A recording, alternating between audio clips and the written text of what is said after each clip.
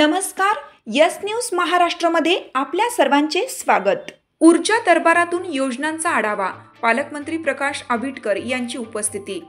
मुख्यमंत्री प्रशासकीय गतिमानता अभियानाच्या अंतर्गत कोल्हापूर जिल्हाधिकारी कार्यालयात ऊर्जा दरबाराचे आयोजन करण्यात आले।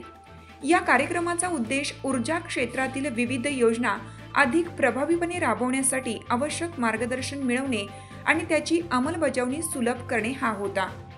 या कार्यक्रमाला कोल्हापूरचे पालकमंत्री प्रकाश आंबेडकर यांनी प्रमुख उपस्थिती लावली। त्यांच्यासोबत कोल्हापूरचे आमदार अमल महाडिक आणि जिल्हा अधिकारी मामूल एडगे यांचीही उपस्थिती होती। ऊर्जा दरबारादरम्यान महावितरण मार्फत राबवण्यात येणाऱ्या योजनांचा सविस्तर आढावा घेण्यात आला। शहरी व ग्रामीण भागातील वीज पुरवठा, वीज बिल वसुली, सोलर प्रकल्पांची अंमलबजावणी, नवीन वीज कनेक्शन संदर्भातील प्रलंबित प्रकरणे आदी मुद्द्यांवर सखोल चर्चा झाली।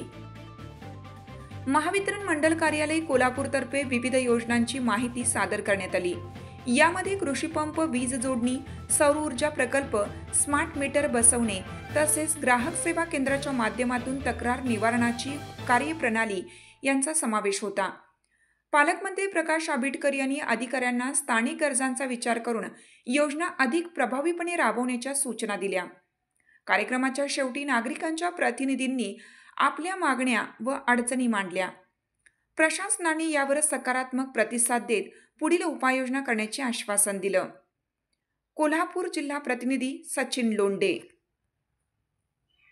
परवा 7.5 HP नंतर मात्र आपल्या सगळ्यांच्या लक्षात आलं की अरे बाबा आमची मोटर 7.5 HP ची आहे, पण आम्हाला याचा लाभ मिळत नाही। साधारणतः अशा सगळ्या लोकांचा सर्वे आपण केला, तर या सर्वेमध्ये साधारणतः 9,900 आपल्या जिल्ह्यातले शेतकरी आहेत, ग्राहक आहेत की जे 9,900 लोक की जे या सगळ्या योजनेला पात्र आहेत। आपण मुख्यमंत्र्यांना सुद्धा याच्यामध्ये भेटलोय, मुख्यमंत्र्यांनी सुद्धा इन्स्ट्रक्शन दिले। त्या 9,900 लोकांचे जे काही एकूण सगळे आमच्याकडनं 2-3 वेळा माझ्याकडे धामोडचे शेतकरी यायचे, बरेचसे शेतकरी माझ्याकडे प्रत्येक आमदार महोदयांकडे गेले असतात, त्या सगळ्यांचा सर्वे केलेला आहे। त्या सर्वे प्रमाणे आपण हा प्रस्ताव जो पाठवलाय, मला असं वाटतं की शासनाकडून त्या सगळ्या लोकांना सुद्धा ज्यांचा ऍक्च्युअल 7.5 HP च्या आत आहे त्या सगळ्या लोकांना सुद्धा कर्जमाफीचा लाभ मिळण्यासाठी आपण प्रयत्न करणार आहोत। पुढच्या टप्प्यामध्ये त्याची मान्यता सुद्धा मिळेल। आपल्या सगळ्यांना याची कल्पना असावी की त्या बाबतीत जी काही स्पष्टता आहे ती अजून सुद्धा एका दुसरा कदाचित असा असेल की 7.5 HP चा असेल तर त्याला माहित नसेल, सर्वेमध्ये तो आला नसेल, तर त्यांनी सुद्धा आपल्या संबंधितांच्याकडे संपर्क करून आपल्या एकूण लिस्ट मध्ये त्याचा समावेश करण्यासाठी प्रयत्न करावा। ग्राहक संरक्षण कायदा 2019 चा निवडीचा अधिकार दिलेला आहे। मी माझं मीटर स्वतः निवडू शकतो, ज्याला इच्छा बसवायची बसू द्या, पण आमचा जिथं विरोध आहे, जिथं आम्ही हरकत घेतल्या त्या ठिकाणी त्यांनी मीटर आमच्याकडे बसवायचं नाही बघा। आणि या संदर्भात बऱ्याच ठिकाणी आंदोलन सुद्धा आम्ही केलेलं आहे पर्यावरणासाठी, पण या सध्या भूमिका अधिकाऱ्यांची स्पष्ट नाही। कोण येतो आणि कोण मीटर बसवून निघून जातो।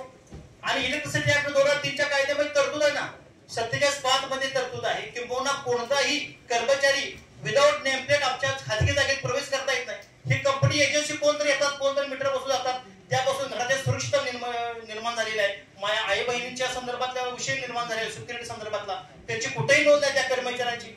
यासाठी वितरणची भूमिका नेमकी काय राहणार आहे? आम्ही वारंवार प्रशासनाला पत्र पाठवते, कोणी दाद घेत नाही, वितरण कंपनी दाद घेत नाही। मग हे आधी आमच्यावर लादणार आहे का प्रत्येक मीटर? हे आमची इच्छा नाही बसवा, आम्हाला बसू नका ना, आम्हाला किती बिल होते आम्ही भरायला तयार आहे।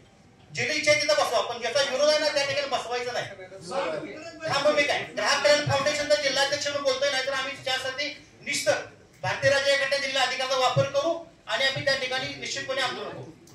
4/7 मला 20 पॅनल बसवायला पाहिजे। फक्त तो शेतकरी मोटर आणि पेटी बसवायला तेवढंच परमिशन देतोय, 20 पॅनल बसवायला तेवढे शेतकरी परमिशन देणार नाही। आणि एका गटामध्ये 3-4 मोटरी 10 HP च्या बसवतात, त्याच्यामुळे किती जणांचं पॅनल तर एका ह्याच्यात बसवणार आहे? पॅनल बसवायला शेतकरी जागा मळीकडे उपलब्ध करून देत नाही। त्याच्यामुळे तुम्ही शासनाचं जे धोरण आहे सौर पॅनलचं ते हे करावं आणि जे असेल ते रेग्युलर हे करावं। आणि त्याचबरोबर अनेक माझी अशी मागणी आहे, शासनाने 7.5 HP पर्यंत वीज माफची जी घोषणा केल्या ती सरसकट सगळी करावी, एवढी एक माझी कळकळीची विनंती आहे।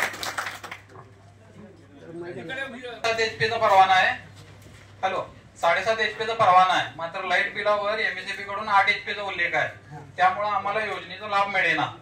आमच्याकडे सगळा ह्याचा पाटबंधारेचा पुन्हा परवाना सगळा हे आहे 7.5 HP चा। हाक तुमची साथ आमची।